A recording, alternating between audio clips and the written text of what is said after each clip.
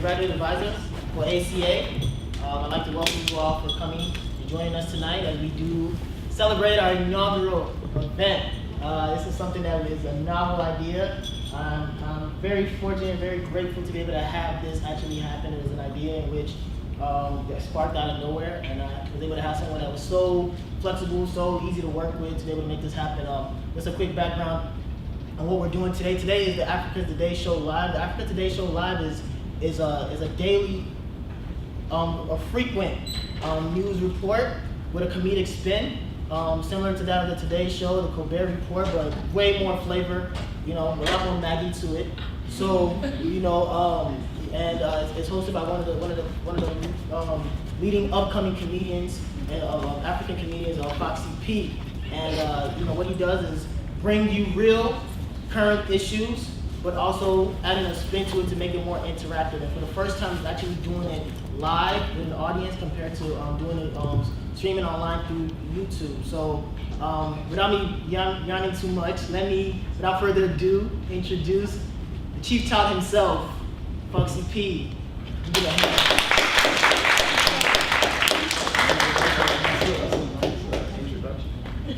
That's an amazing introduction. Thank you guys very much. You guys can come closer now. It's my class. We have to sit in the back.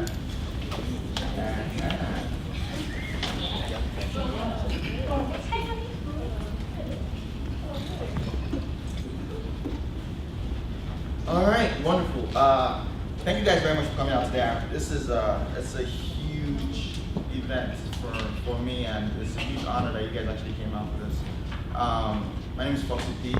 Chopper of Yam and Fryer of Plantain. 1996, 1999, Clinical Champion State of Lagos State. The first evil governor of Lagos State. Obama said yes, he can. I said yes, we fit. Look at somebody beside you and say Foxy P is in the building. Yeah, so this Africa Today Show, as he says, is an online news show, and we're talking about things that affect Africa. So African news, but with a slight spin to it. You might call it comedy, humor, whatever. Just a little bit of gyre, just a little bit of extra. So before I go in, just want to know who's in the room. So real quick, we're just gonna do names, where we're from, boom, boom, boom, boom, boom, like that. And when I say where we're from, you can choose to say, say for instance, you're from Ohio, but your parents are Nigerian. However you want to put it, that kind of stuff. So we'll start from here. Hello, my name is Jennifer. My people are from Lagos, Nigeria. Hi, I'm Adiola, and I'm from Oyo. And my sister are from Lagos State, specifically Cruz. Okay. Hello, my name is Ope. I'm from Nigeria. From Kwara State, North. My name is Brittany. I'm from Chicago. My name is Didi, and I'm from Nigeria. My name is Sakosa. Woo woo! My name is Ethananya, and I'm from Nigeria. My name is Kobe, and I'm from Lagos State.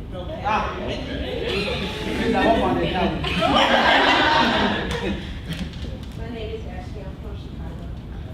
My name is Osaze, and I'm from Lagos I'm not going to introduce you. Alright. Where you guys can go? My name is Capone. My dad is from Canada. My name is Capone. I'm from the States. State. So answer. Gloria. Oh, my name is Gloria. You knew I was going to call you. Don't like you were next. My name is Gloria Santi. I'm from Ghana. My name is Gloria. My name is Rosemary.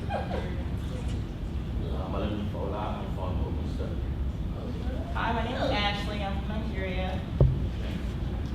My name is Toby. I'm from Oyo State. I'm Eric. I'm from Chicago. So we have Nigeria, we have Ghana, we have Chicago, we have all kinds of My name is Kelechi. I'm from Imo State. So we have Nigeria, Ghana, Chicago, that means anybody. That's it? Alright, wonderful. We'll do this. Alright, perfect. So this is the thing, right? When I was coming up with the topics for today's show, I was thinking to myself like, I have to come up with like topics of things that happen in Africa, things that happen in Africa, things that happen in Africa. And I tried really, really hard. I was like projecting. I was like, okay, let me look for things that are happening that would resound with you guys, so that way we can have a very interactive conversation. And I'm reaching. I'm going online. I'm like looking at all the different stories. I'm going to BBC Africa. I'm going to like CNN Africa. Like just trying my best. I didn't know that the news was actually going to come hit me close to where I live. I live in Baltimore, Maryland. And I don't know if you guys heard this, but I think it's like maybe like less than 2 days old, right? A Nigerian guy jumped over the wall of the White House. Nigerian kid. Dummy at this. Exactly. That was my reaction. I was like, oh my god. Oh my god. No. Why of all places? It's not like this. Now when you're thinking about this kind of thing, like, okay, somebody just flew by this fence. Okay. I'm hoping and wishing, it's probably an American, guy. I hope that nothing bad happened. But when I now saw the person's name, now when you're reading the name, you look at his name, it's like Dominic. Dominic could be Italian, you never know. When I dig, like, hey! And I swear the first thing I did was this, right? I don't know if you guys do this. Whenever you see like a Nigerian or African name in the news after they did something bad, I went on Facebook just to see. Because you know when you get those friend requests, you don't really know. Please God, this will not be my friend though. So, but long story short, this guy jumped over the fence at the White House, I believe 2 days ago. No, it was yesterday. No, the story broke yesterday. So it just happened yesterday. And basically, he jumped over the fence, and of course, the Secret Service is like, yo, stop, don't move. But the guy was still like, I already jumped over the fence. Every time you don't move, I'm here for a reason. So they now sent like the dogs after him, to attack dogs. And this is where I was watching the video, and this is where I started questioning whether this guy is Nigerian. Because the dogs came, this guy's not wrong. This guy actually stood there and punched one of the dogs and kicked the other one. And I'm like, oh, this guy is Nigerian. Because every single Nigerian I know, I don't know about you guys though, when I see dog, what do? I run. So I was like, damn. He actually stood there and punched them and everything. But the dogs, like, they did their job, they held him down, all that kind of stuff. Then the Secret Service came and got him. So basically, right now, he's facing numerous charges, of course, jumping the fence into the White House. That's a pretty big thing. But he also assaulted 2 police officers. Now, who are the police officers? The dogs. So, they're definitely police officers, but they have their ranks and everything else. So that's like a big deal. So he has that one. And then, so they now interviewed the father. You know how the news now. Before you even hear that the thing has happened, they've already called. So they now called the dad. They're like, yo, what do you have to say about what your son did? And the dad's like, what did my son do? Like, no, your son just jumped over the fence. Like, you didn't meet the president. Like, no, your son jumped the fence. So the dad was like, yeah, like the son actually has like mental illness and like he suffers from paranoia and everything. Like basically the story that the dad now said was his son has gone through a long period of mental illness, and he's been having all these like visions, pretty much believing that people are watching him. So he feels like there are cameras on him 24/7. So his whole idea behind, so that they're piecing everything together. Like the reason why he jumped over the fence to get into the White House was to get them to stop watching him. And I was just like, I don't want to say that's crazy, but it is kind of crazy, right? Like you jumped over the fence, going to the White House, to tell them to stop watching when nobody's really watching. But I think it boils down to the whole thing about mental illness, right? So I just started thinking to myself, I'm like, okay, what's going to happen to this dude? Because you know how it is in this country. I mean, now, being from Nigeria, let me say this first. I'm going to say a lot of things during the show. I don't know if you guys ever watched the show, but that might seem inflammatory, but that's not the goal, right? I'm just trying to bring things up so we can think about it and get your input. So I was not thinking to myself, I'm like, okay, this dude jumped over the fence. Clearly, right? Went in there, he didn't really hurt anybody, but he hurt the 2 dogs, the 2 police officers. And now he's inside this wala. And I'm saying, what's the outcome? Like, what could possibly come out of this? How would that affect us? And the more I was thinking about it, the more I was now like, why are people always jumping over the White House fence? Number 1. Number 2, why are people even able to jump over the White House fence? I mean, think about it. Like we live in a country where I can't even get on a plane with a bottle of water. But where the president, first lady, and your children live, the fence is so short that you can actually jump over. And not only can you jump over, you can actually, like, just 3 weeks ago, you guys, I don't know whether you guys follow that story about the dude that like jumped the fence and actually made it into the White House. Yeah. You know? Yeah. Which was pretty serious. So I'm like what's going on? So the whole thing was just like, I was just thinking about it, I was like, oh man, this doesn't make any sense. So please, any of you that are here, don't jump any fence. That's the one thing I want to throw out there. So that's the guy that jumped over the fence, which I never want to report on any Nigerian doing anything crazy like that, any African doing anything crazy like that, because it just doesn't look good on us. Now, this was a story that broke in Ivory Coast that I thought was pretty crazy. And, what? Are you from Ivory Coast? No, I shut her. Who is? I shut her. He's not You got no deal. Oh, he's not here. You got it. And we'll talk about that one too.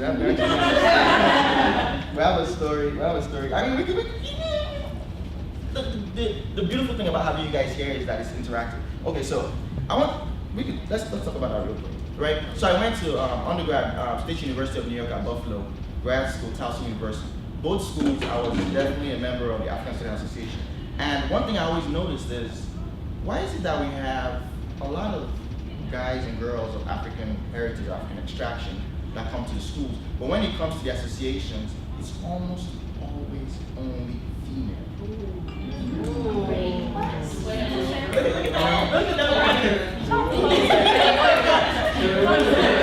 So I always ask myself that question, because I mean, I won't lie to you, it was actually good for me, because being one of the few guys at the association, you know, and they're like, the first time you come in, they're like, oh, he's kind of short, you know, he has an accent. But after the first meeting, second meeting, you're the only guy, they're like, not really that bad. But I don't know, like, why is it that way? And I'm not trying to, like, you know, slight any of the guys who are not here or anything like that. But it's just the way, I mean, we do so many shows. I mean, between the towns, African comedians, we go to so many different schools. I mean, I think this year alone, I think we've done close to like 57 shows on different campuses across the United States and Canada. And almost always the e-board is all female. Maybe there'll be one guy, and the guy is usually, the guy is not, you never see the guy as the president or vice president, the guy is usually like, no.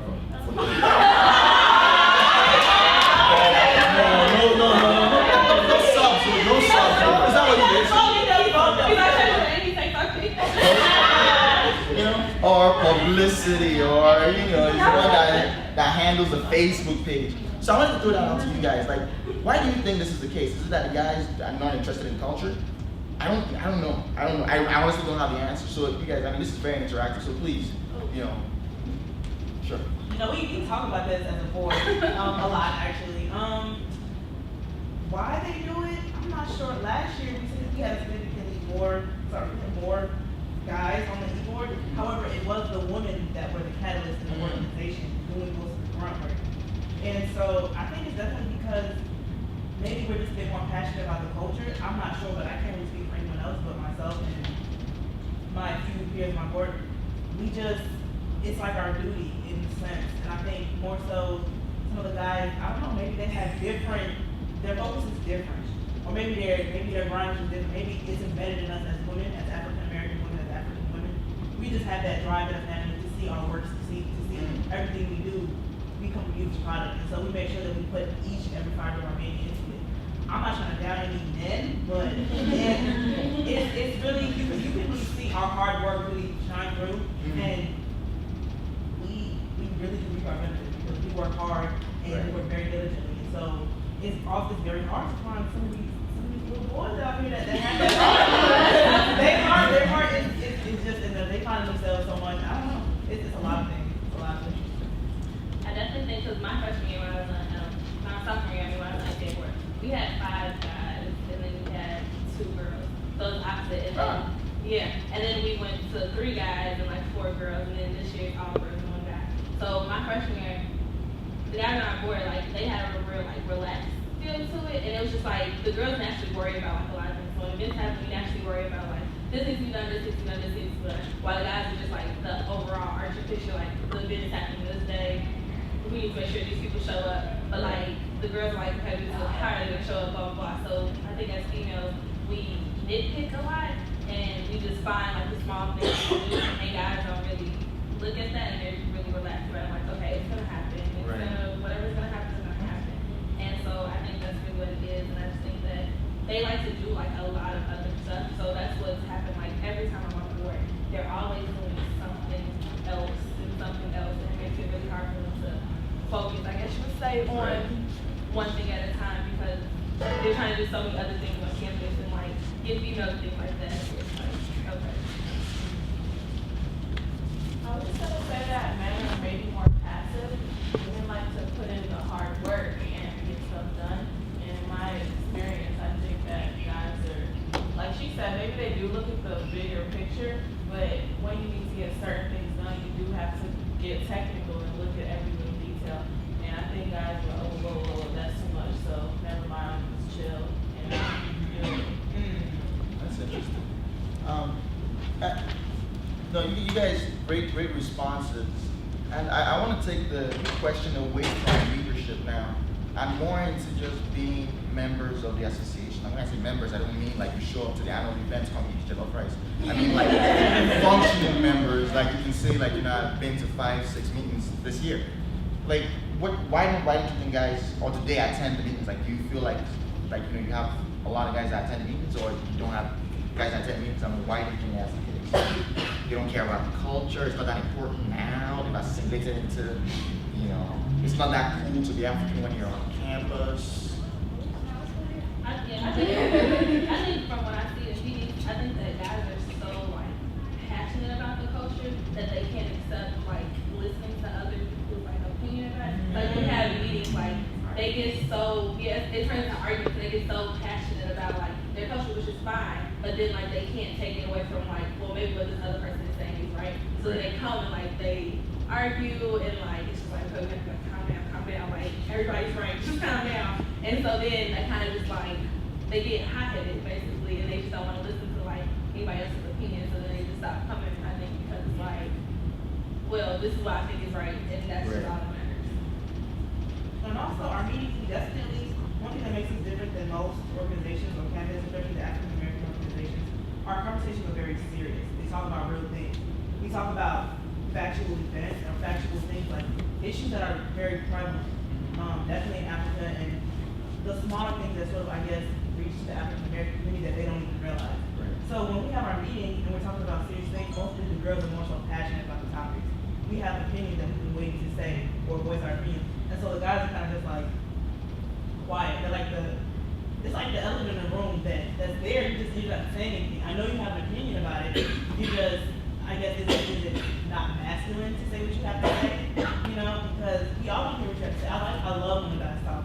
Most of the time, the opinion is what makes me think. It makes me change my own opinion. Because I'm thinking it from a woman's perspective. So I definitely think it's just that maybe they are passive also in that serious aura of the conversation isn't really what they were prepared for, isn't really what they want to talk about. They more so want to talk about something chill, like, you know, sex in the dark or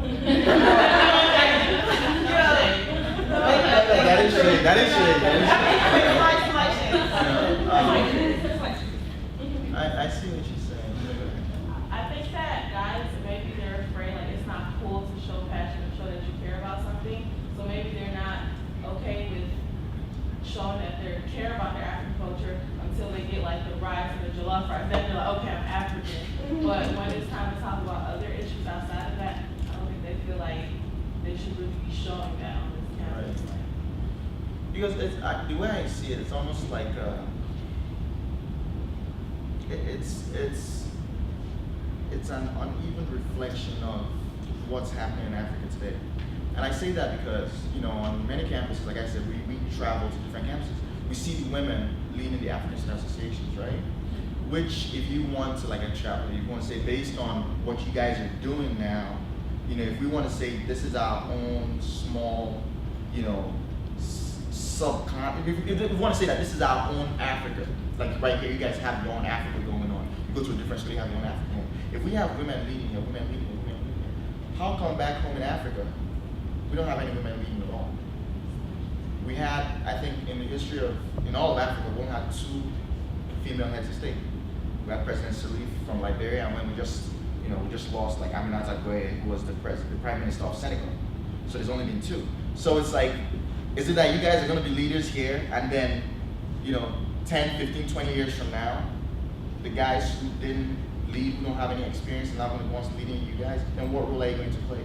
You know, so I think about things like that, and I know being a guy, it's not popular to think like that, right? If I had daughters now, I'd be like, yeah, because I want my girls, you know, but it's something that I don't understand, and I don't get it. And I've struggled with it so much. And I've even thought about when I first came to college in the United States. The fact that, you know, coming on campus, you know, I felt that, yes, I'm black, but I'm Nigerian. And coming on campus, I felt like I would get a lot of love from, of course, black people because I'm black, and also from African brothers and sisters because I'm African. But it turned out to be almost the opposite, where it was like the people who made the most fun of me were either African American or African. When I say African, I mean Africans who were born here. You know what I'm trying to say? Where it's like, you know, I remember very clearly, like, we actually had a meeting where I used to love this movie, Coming to America. Love, I thought it was like, she's your queen to me. I thought it was the best thing ever. It wasn't until I came here and like every single meeting we would have like a viewing party, like every meeting, and it was only that one movie. And as soon as Akeem shows up, they're like, oh, Prince Akeem is right here. And I'm the Prince Akeem. And I'm like, dang, like, well, that's kind of cool. You know, and it made me start thinking, like, is that a reason? Cause I actually thought about not showing up to meetings anymore. Cause I'm like, I thought I was your brother. I thought you were gonna like, you know, show me love. But when I'm on campus, the white kids, I'm black. You know, they're like, oh, that's a black kid, or whatever. You know, and I said, I'm good. Nobody's really like messing with me. They might not show love, but they're not really messing with me. But when it came to not just the black kids, but the African kids who were born here of African parents, all of a sudden my accent came into play. All of a sudden how shiny my nose was came into play. All of a sudden, oh my God, I think you have a rub on your chest. I can smell it from here. Like little things like that. And it took me a long time to really like let go, because whenever their parents came to visit, their accents were worse than mine. You know what I'm talking about? So I'm like, why are you hating on me when your daddy is like, his accent is like real deep and everything else, and his tribal marks and everything, and you cannot miss him like he's African, you know? So, I thought about it so much, and I want to throw that question out to you guys. Like, I don't know if that's something that happens here. I can't say that for sure because, you know, I don't go here. But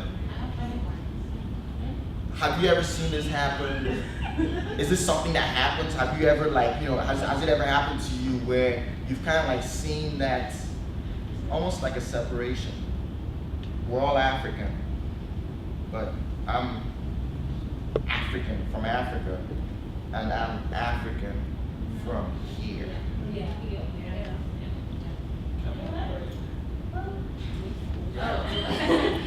I'm actually from Chicago. My dad's from Nigeria, and so it's like a lot of self-hate.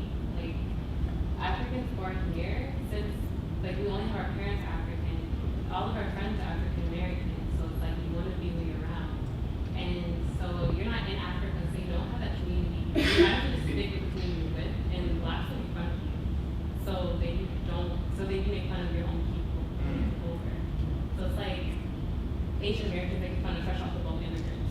You know, like I have friends who are Asian, born and raised here, but they would not associate themselves with their own people. Right. And it's the same thing. Right. That's an excellent point. Well, I don't disagree with you, but I disagree because like there is a little slight separation with the people who are born like in Nigeria or wherever, and then who come here, like they're like they stick together more, but like we still like I was born here, but I still interact with them and all that stuff. Like most of them are like my close friends, or whatever, and most of my friends I can count on like maybe one hand how many American friends I have. Like I'm just surrounded by a whole bunch of. I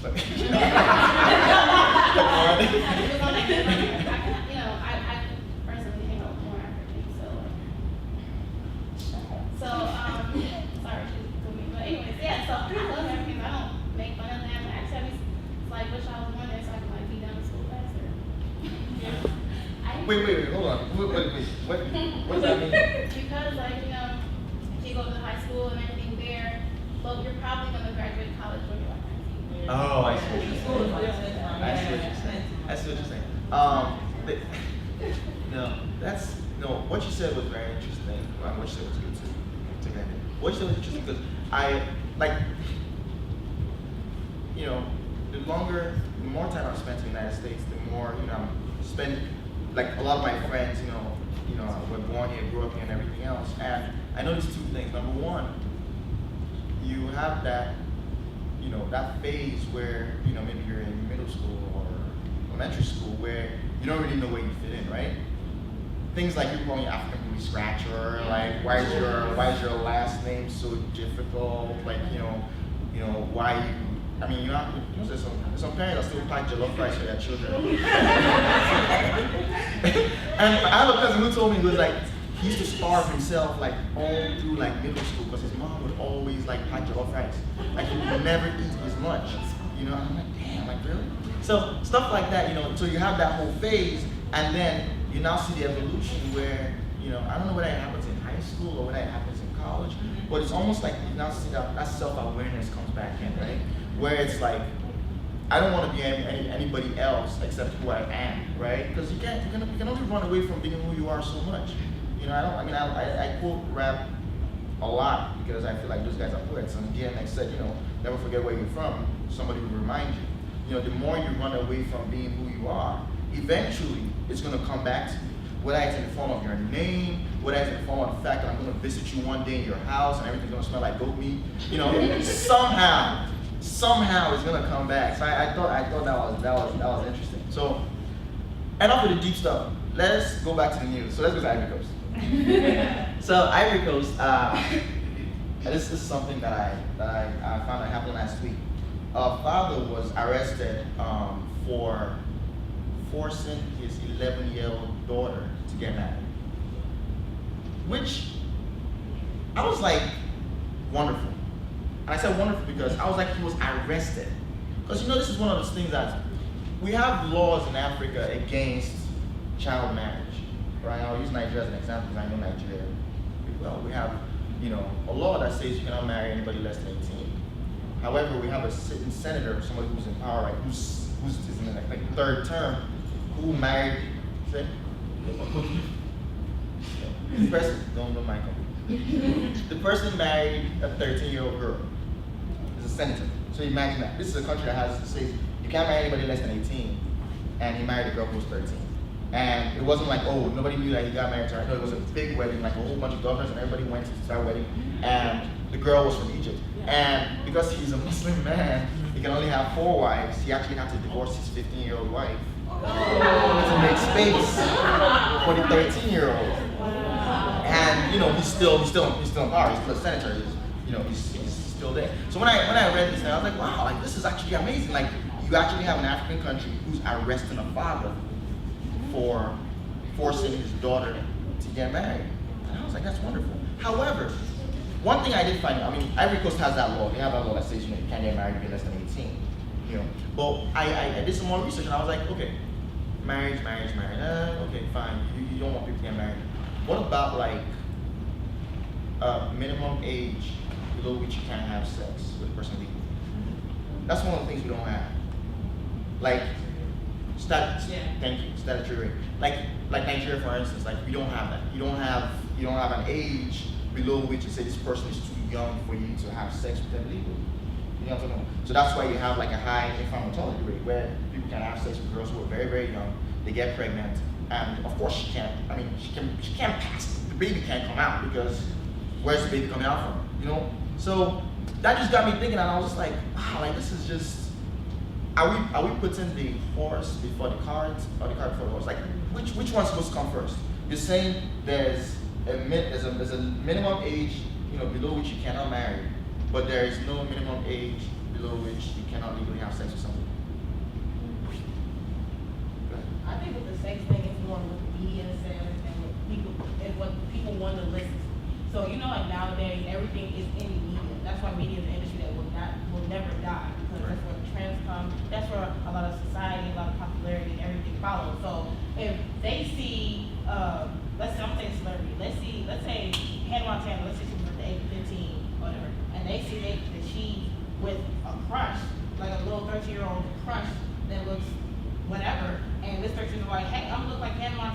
can be a little crushed like him too, and let alone somebody looks just like him, a little thing, or a little boyfriend, whatever, goes to her school, and then they start having sex. It's more of like, I don't know if y'all got that example, but it's more of like society and media, and stuff that you see in the media, people are attracted to it, they're gonna follow it, so they go through it.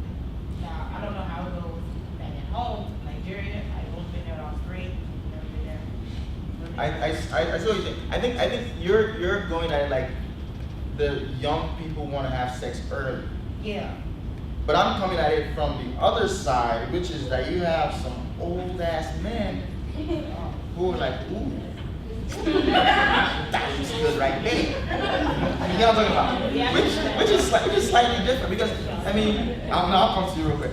It's crazy because everybody, I don't know if you guys have this story, because I have female friends and they always tell me like, oh my God, I remember when I was 13, I used to have this uncle that used to come to our house and he always used to be like, come and sit on my lap. Look at you, fine girl, you're doing you know. Now wow, look at you, new bra. You know, I mean, we're laughing about it, but this is real. I mean, I don't want to say by a show of hands, but I know there are people in this room who have been through that. Because, you know, our culture is crazy. You go through your whole life believing somebody's your uncle. You just go to your church, it's not your uncle. Go ahead. I'm sorry. Right? Because of this minimum age to have sex in Africa, right?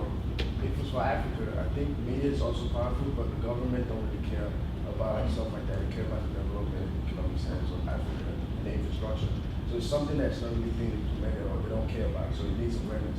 So like it's something we actually talk about more and put it in the head that this needs to be changed. It's not like they don't want to change it or don't care about it.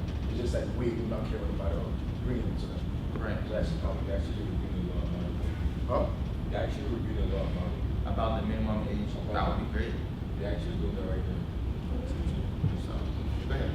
I think just speaking from Nigeria, because that's all I'm familiar with, even if you have the law, what are the chances that people are going to follow it? Because a lot of the laws now, there's you can bribe somebody to get out of it, or even if your leaders aren't following, who am I to follow it?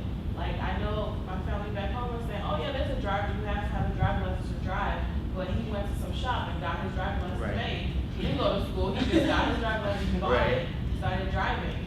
So I don't think like them having a law is really gonna change anything until maybe it trickles down. The leaders, there's a whole new set of leaders that actually have a right mind and are able to follow ethical laws instead of, you know, leading people. It's like a blind leading the blind. Right. So the enforcement of laws, not necessarily just having the laws, but the enforcement. And I you know, when you think about, like here for instance, right? You know, you see somebody that looks young. Yes, there's the legal side of things where you're like, okay, jailbait. You know, I don't want to mess with this girl because she looks young. But there's also the moral side of things as well. Like, you don't want to be that dude that's like with a young girl because your boy's gonna be like, yo, she's underage. I feel like that might be one thing that's missing in our culture, where it's kind of like, like, okay, let me do something else at you. You know how like, you know, with like Boko Haram and everything else, right? They're like the terrorists that are like, with all the problems we're having in northern Nigeria.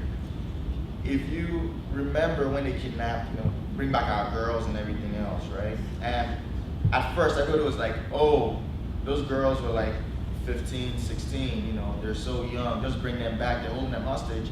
And people in Nigeria were like, they're not holding them hostage, they already married them off. Like, the rest of the world could not comprehend, like, yo, like, these girls are like 14, 15, 16, they're too young. But people in Nigeria are like, no, they're not too young, like, believe me. Like, they're probably already married to the terrorists. Like, they're already married off. You get what I'm trying to say? So it's almost like, it's like a different world altogether. Like, the way you think about things, I mean, go ahead. I feel like this also brings in the cultural aspect of it all. You guys talk about like how the government might not care or it's just like working with themselves. But I think it's also the cultural aspect where, as if some people see it happening, they might not report it because sometimes they don't see it as wrong. Sometimes like if they still do bride price and stuff in certain district north Nigeria. So like if the family needs the money, they're gonna sell that girl because they need to survive as well, and they know that she's going to a home that has money because they could pay the bride prices to get. That's an excellent point. And And I think that was exactly what happened with Senator Yerima. He was the guy who married a 13-year-old girl, where he actually married this girl from Egypt and flew her entire family in for the wedding.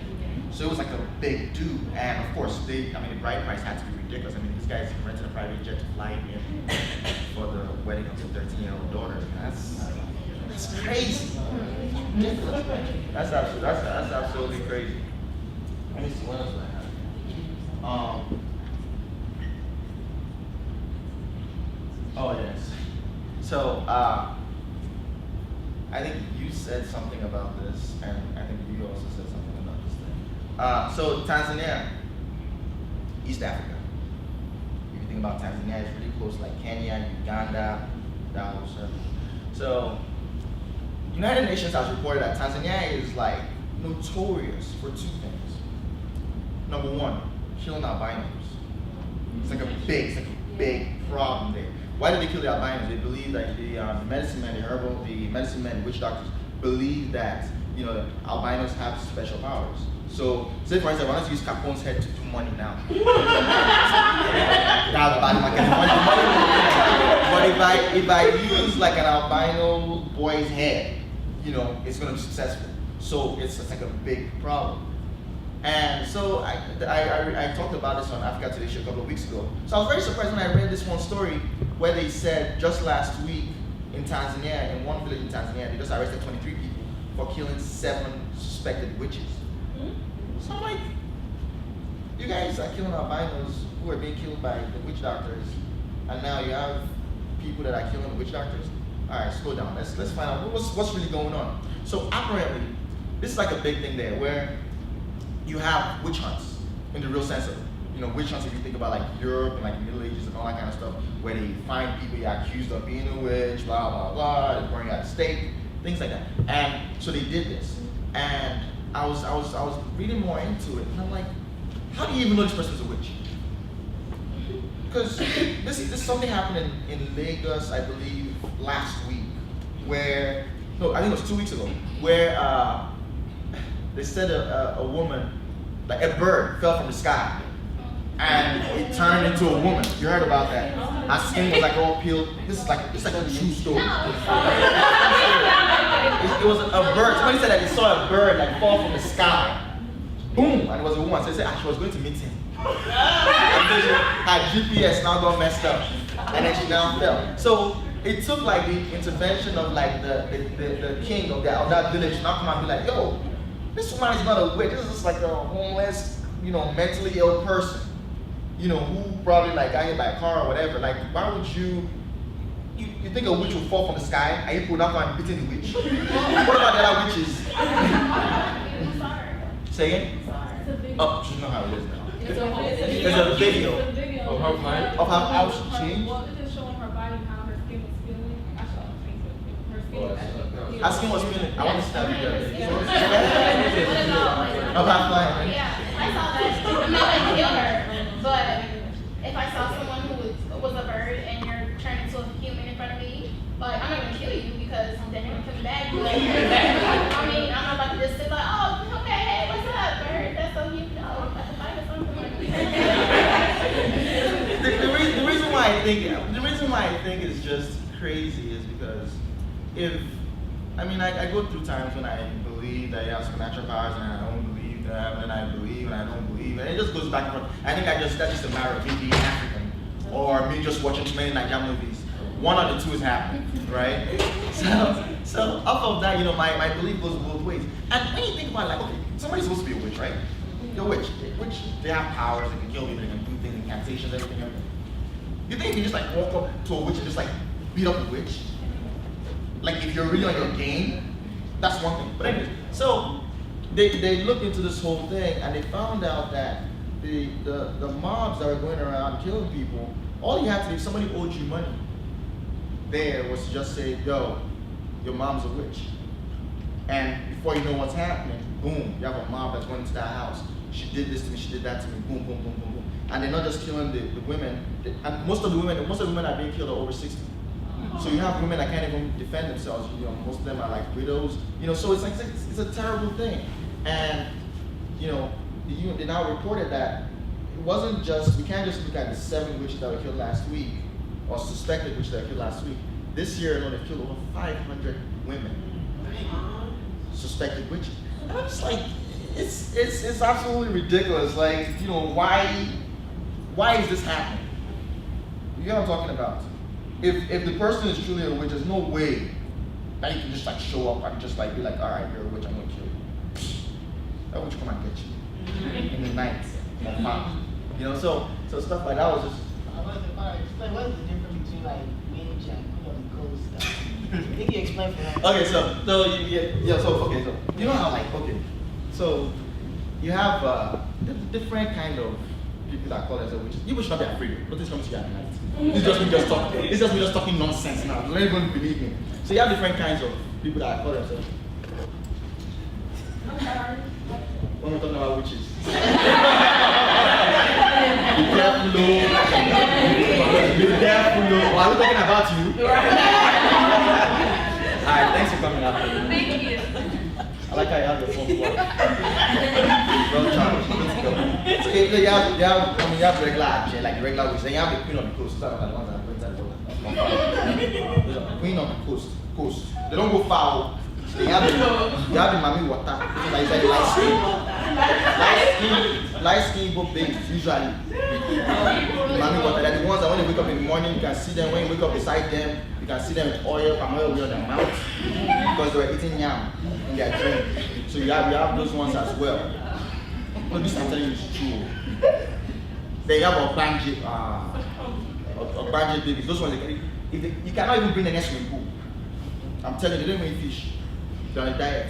They're related. Confirm. This thing I'm telling you, don't tell anybody. Don't tweet about this thing. They'll come and catch you. Like if I remember, I was #Ogbanje. He just like Wahala. That's why I went into the story. Okay, so let me bring it home. So you guys know that this Ebola thing is a big deal. People are going crazy. Everybody's losing their mind. Oh my God, Ebola. So man, I mean, it went from being a disease in West Africa. And it was like, oh my God, Ebola. It's so terrible. People are dying. To, oh my God, you're African. Yeah. And you're sitting beside me. Yeah. Whoa, I ain't just called. So we've run down camps where, I think now the camp that they have is about 4,600 people have died in West Africa from Ebola. And you know how it's always very interesting when things are so far away, but now it's no longer far away. It's here. And just yesterday, I actually heard that they reported the third Ebola case is in New York City, which yeah. So it made me start thinking, like I was not thinking to myself, like, okay, now it's in New York. What people were going through in Dallas, we're about to get on the East Coast, because you have like it's almost like it's like if it was hard to be African before, it's even more difficult now, because you're seeing things that are happening. Take for instance the fact that you had a school in Texas who refused admission to 3 Nigerian kids off of the fact that they were Nigerian. They were like, we're not accepting any students from any countries that have Ebola.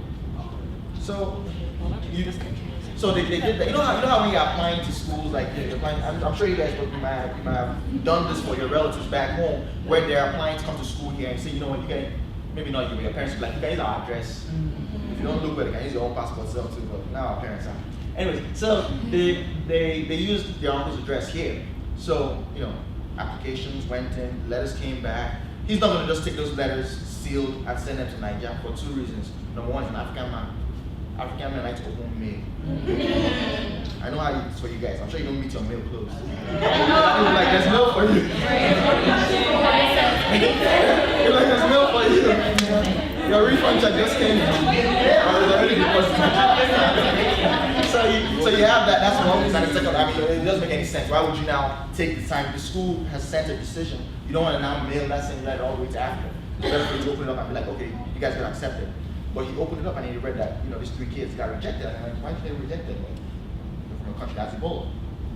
So it went out on Twitter, it was a big deal. You know, the school is like coming up with all kinds of stupid reasons. No, that's not the case. The reason is because we've decided that we're not going to admit any students from Africa this time because we're focusing on our international application process on Asia. Which is crazy because I've never heard of any institution this one that says you can. They don't say that. They can't say we're only going to admit people from a specific part of the world. That's discrimination. Yeah. You can't do that, right? So that's number one. Number two, as an institution, you are not immigration. Your job is to accept or deny based on academic ability. So if the person is grades are good, everything is good, you're in. If you're not, that's it. If the U.S. has decided that we're not going to let people from specific countries come into the U.S., let the embassies in those countries make that decision. Let the border control make those decisions. It's not a small school in Texas that's supposed to make that decision.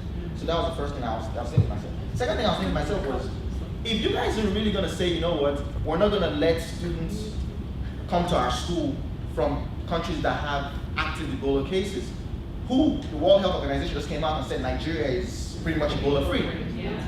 So if you're going to refuse admission to countries that have active Ebola cases, there better be no American children in that school next semester.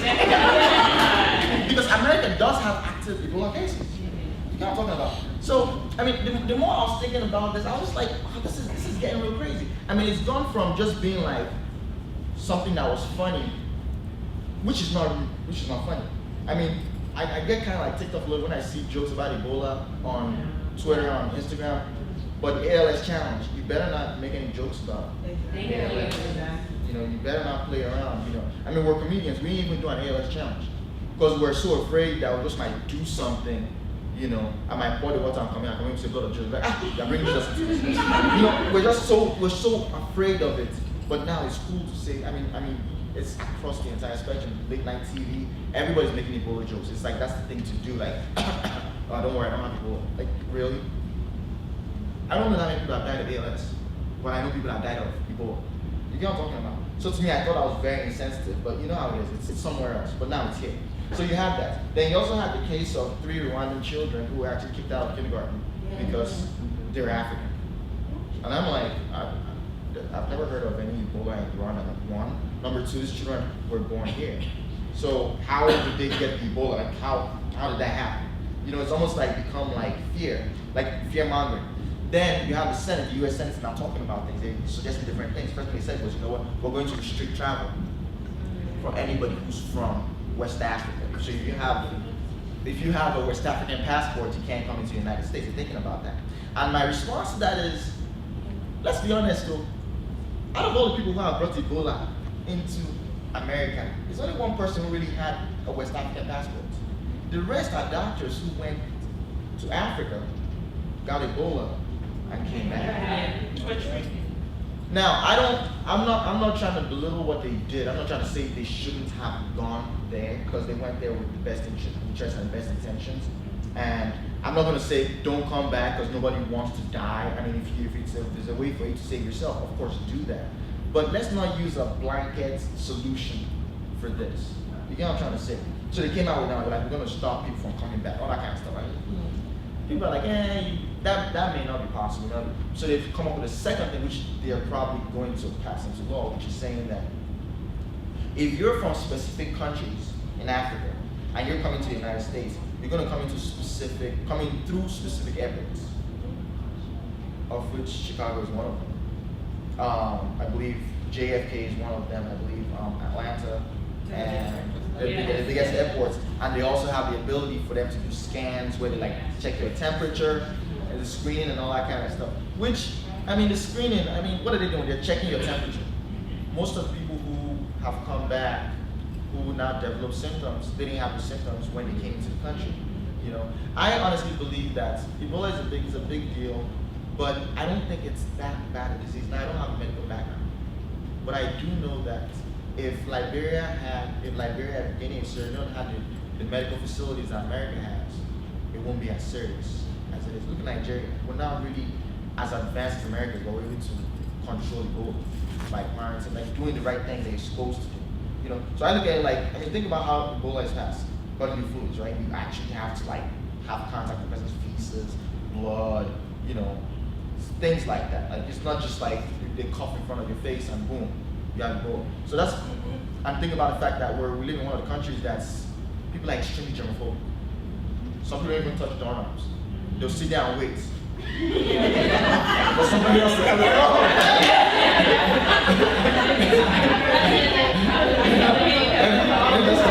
exactly, it's like, they're like, take the doors, you know, people don't even flush toilets anyway. They're like, I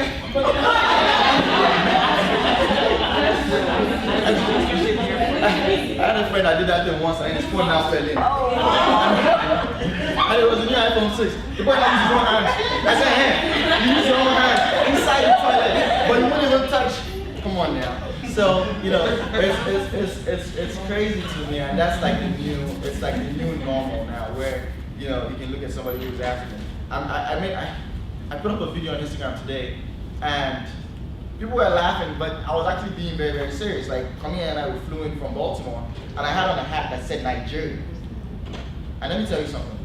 If you're taking a flight, going anywhere, and you want to take a long nap, you just want to stretch out, have a sign that says you're Nigerian. I didn't intend to do this. It wasn't like a plan. But I'm telling you, like, nobody sat beside us. And it's one of those things that you take for granted, like, you know, it's not a big deal. But you have people who live in this country who, they don't have, you know, driver's licenses. They're traveling with their passports. So anywhere they go, the first thing that they, you know, maybe they're going into a club. I mean, how long is it going to take before you show up to a bar with your Nigeria passport and you're like, oh, you can't go. Think about it. We don't want you grinding on girls to Ebola. Think about it. It's how long it's going to take, you know. The fear mongering and everything else. You know, I look at things like that and I think to myself, I say, this is supposed to be the country where, you know, everybody's equal and you don't judge anybody before you know them, and you don't take my background or my nationality or where I'm from and you don't hold that against me. But it's happening today. It's not just happening today, it's happening in a place where they're supposed to like protect our freedoms. It's happening in the Senate where they're talking about how can they limit us or people, our relatives and people that are coming to visit this country from coming in just because of a specific disease, you know. And I think about it and I say to myself, like, it's okay for our oil to come into this country. It's okay for our natural resources to come into this country. It's okay for the brightest minds to come into this country, but the disease has to stay out. I'm just like, that's absolutely crazy to me, but it's the new normal. So, ladies and gentlemen, I don't understand it. If anybody understands it, you can please explain it to me. Why in this day and age, that's okay.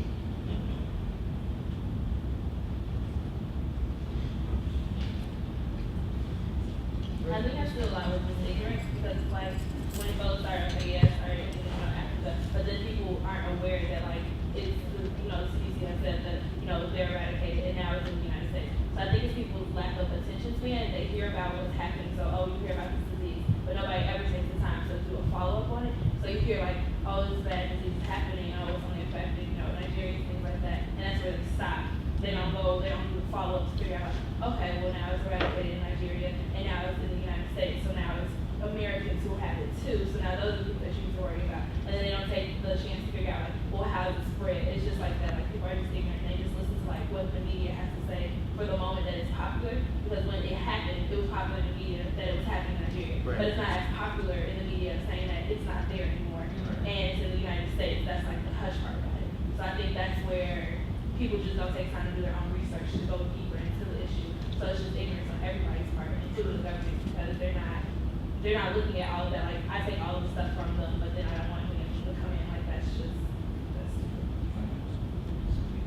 Well, also recently, if people don't know, the CDC actually has a patent for the virus, a patent number that was registered in 2007. And there is the name of the person, all of that, how they got it out registered and everything.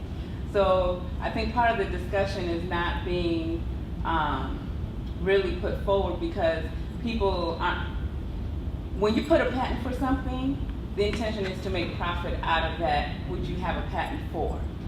So there is some discussion on, this whole conspiracy theory, things like that.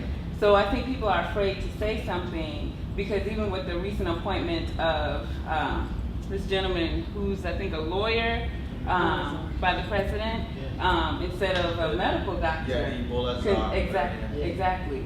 So you wonder why certain strategic moves are being made. Right. So I really agree with what the young lady said about there's not enough awareness.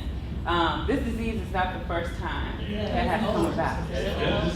And history, if you look at United States history dealing with diseases with black populations, you will also see that it's been used that we've been used as how do I say it? Yes, guinea pigs for a lot of things. So I really don't see I don't see it anything as anything new. I think it's just now we're in an age where some people are really coming to question if this has existed and we've known about it, why haven't we developed a disease? All I'm waiting for is for the person to say, oh, we've discovered, and see how much money they make out of it. Because now, now that the whole world knows about it and, America can solve the problem, I'm wondering how many pharmaceutical companies have already been under the table, linked to it. So I really, like I said, agree. There's not enough awareness in terms of that aspect, and we've seen the medical atrocities and the sadness about it. But it's not anything new. Right. So that's what we have to. I think that's why we have to be empowered as a people to be able to research. This is the reason why we go to school. Right. This is the reasons why we do our research, because we want to be able to empower our people to be able to make change and not wait for somebody else to do it. Excellent point. Thank you very much. And I want to piggyback on what you said, and I want to throw something out. And this is a very unpopular statement, and I'm throwing it out to you guys because you guys are very intelligent, and you guys are the future, and we should be able to to challenge things that might be difficult for us to come against. Why is it that the only case of Ebola in which the patient died in America was an African man? That's the only person who's ever died of Ebola in America. Why is it that when an African man was being treated for Ebola, all of a sudden ZMapp is finished? But even after this case, we have 2 more people who have gotten Ebola who have been cured of Ebola. They said that the cure for Ebola doesn't work for people who have melanin in their skin. Okay, no, that's I know, and the thing about this thing is, there's a lot of misinformation that is being fed to the people that people don't know what sources to trust. Like for one, like she said, this is not the first case of Ebola that we've seen. I heard another story that they were experimenting with this new strand of Ebola, blah, blah, blah. It spread in the vaccine that they were giving out, blah. And then, it's just a lot of stuff. We're not privy to the information. I feel like the real information that's out there. You really can't trust any of the sources that give you this information because you don't know what bias they're operating under. And, God bless Nigeria for at least being able to contain it. And when you think, I don't know if you guys, are really reading about this stuff. The way they kept it down as far as the mortality rate and stuff like that was by aggressively hydrating people who were, having the diarrhea and vomiting and stuff like that, which is a very under-practiced, they don't, the Western world, we don't use stuff like that. We rely on, research drugs. So you're like, we need this new drug. This is what's going on. We need to take the new drug because that's what's going to help. But Nigerians are like, this is what we're going to do. Right. And, thank God, I don't have any cases, September the 20th or something like that? Right. September, something, 8th or something. And we've been operating without a case since. But it's just you don't know who to trust. They're reading the article today, there was another, apparently got to New York. Yeah, yeah. So it's to be honest, I feel like we as a people, we have other things we need to be worried about. All the police brutality stuff that's going on in Ferguson, I don't know if you guys pay attention to stuff like that, but that's still going on. There's 70-something days still going on. And that's a problem. That has And to I do feel with- like this is strategically to distract us from what's going on. I mean, that's another problem that has to do with melanin in our skin. We're talking about melanin. Think critically. Everybody has when you're white, right? Everybody has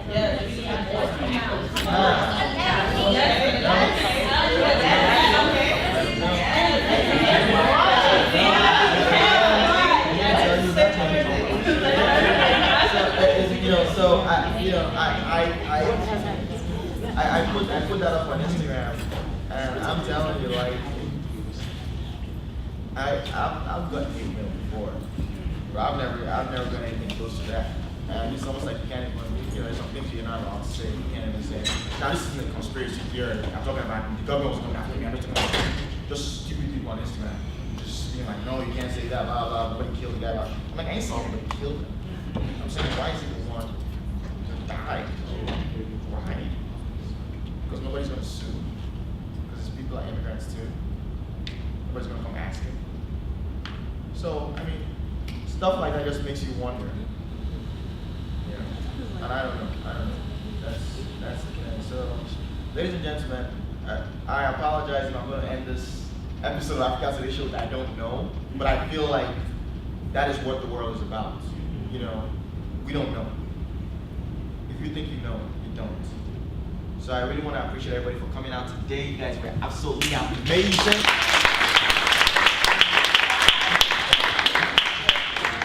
I hope you had a good time. My name is Foxy P, and you guys are gonna see us tomorrow. It's gonna be crazy. I mean, it's me. I'm gonna be performing tomorrow. Colin's gonna be performing. Capone is gonna be performing. Chief Obi is gonna be performing. So that's gonna be a blast. And he's coming in at like 11 or noon or so. So we're gonna be chilling, hanging out, doing all that kind of stuff. Anybody have any questions? Anything? Are we gonna be on